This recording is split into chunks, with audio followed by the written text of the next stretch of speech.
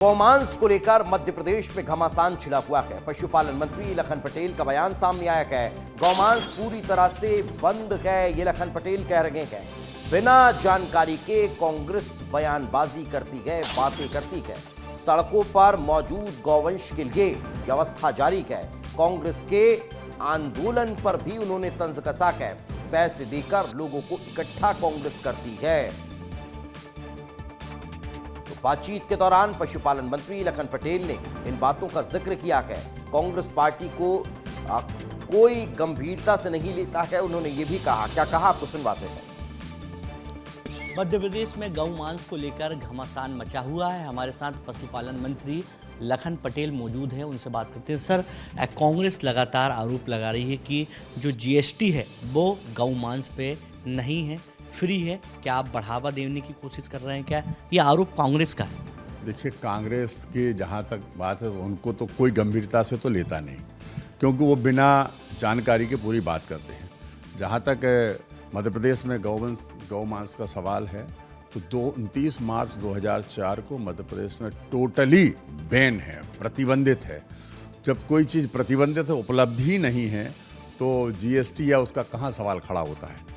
स्वावलंबी गौशालाएं बना रहे हैं, जिससे कि हम अलग अलग जगह गौ माता जो सड़क पर है उसको हम व्यवस्थित कर सकें, उसको अच्छे से रख सकें।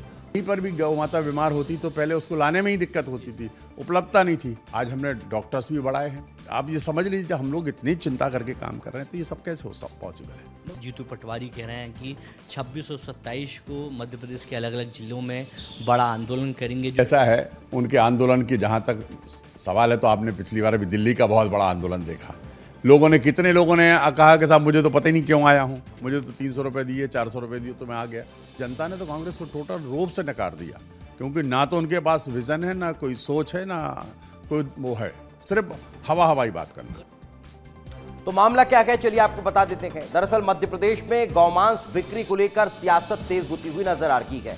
पीसीसी चीफ जीतू पटवारी ने गौमांस बिक्री को लेकर जीरो जीएसटी लगाने पर सरकार पर निशाना साधा, जिसको लेकर कांग्रेस 26 और 27 सितंबर को आंदोलन करने जा रही है।